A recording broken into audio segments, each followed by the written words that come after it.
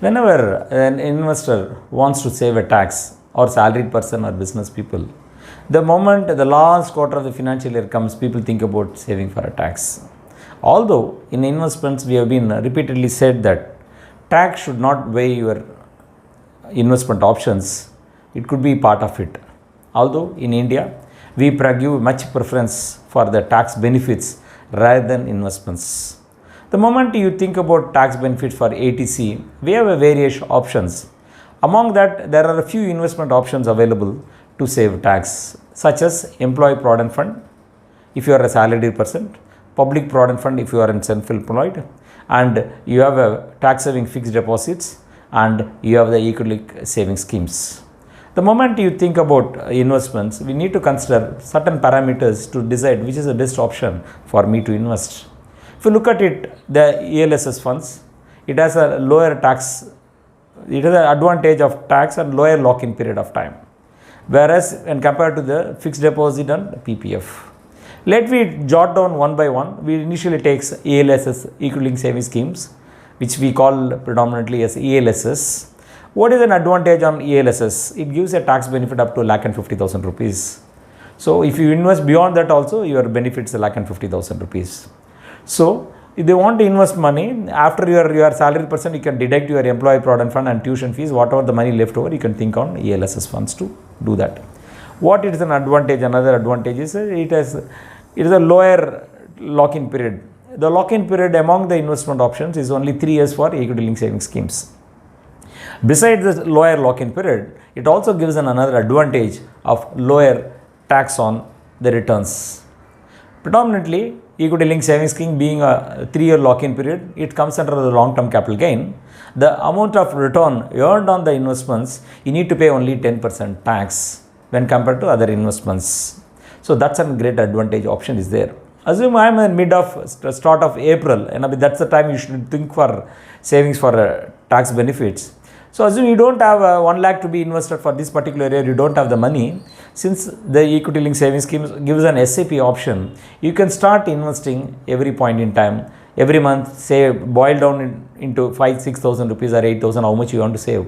You can save on a monthly options. So the SAP systematic investment option, it's a boon for a salaried people who doesn't have the lump sum money to invest at one particular point in time. Apart from that, you know that tax benefits, besides tax benefits, the compounding benefits of ELSS is also added advantage for that.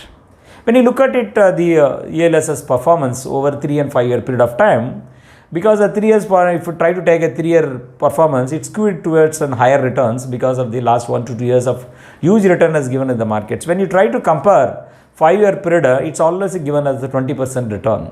So normally we should only take a 3 years. This time we are not taking 3 years because it gives a huge returns. To become more rational, we are talking about 20% return over a 5-year period of time. The higher returns, due to that, also the compounding factor also will try to earn extra returns for your investments. Beside all that, whenever you do an investments, we look for a transparency and disclosures. That's become very paramount on any investments. When you look at the ELSS, the transparency and disclosure norms are slightly higher. So that should definitely give a comfort to an investors. Comparing all these 5-6 points which we discussed now, the ELSS definitely have an edge over the fixed deposit and public provident fund. When you talk about equity and talking about debt, it could not be a direct apple to apple comparison, it could be apple to orange comparison. So when you look at it, when you want to do a lakh or lakh and 50,000 rupees invested, we can do an asset allocation.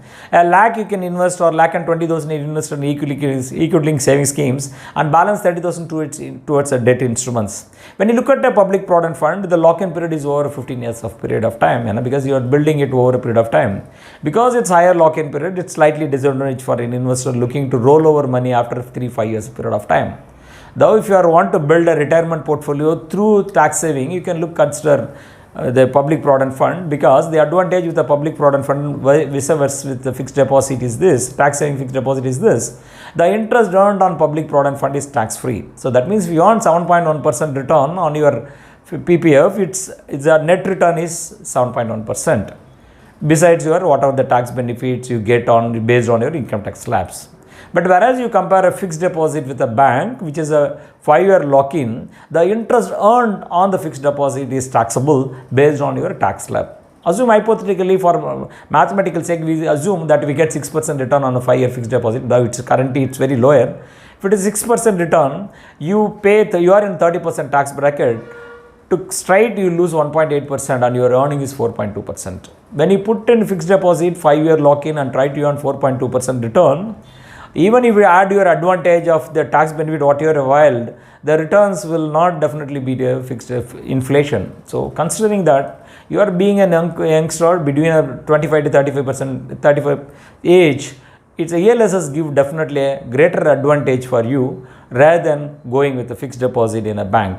So it's an advantage of ELSS. Please plan for ELSS. Lower lock-in period, you can roll over the money, but it's always safer to plan for $150,000 or lakh to be invested in ELSS.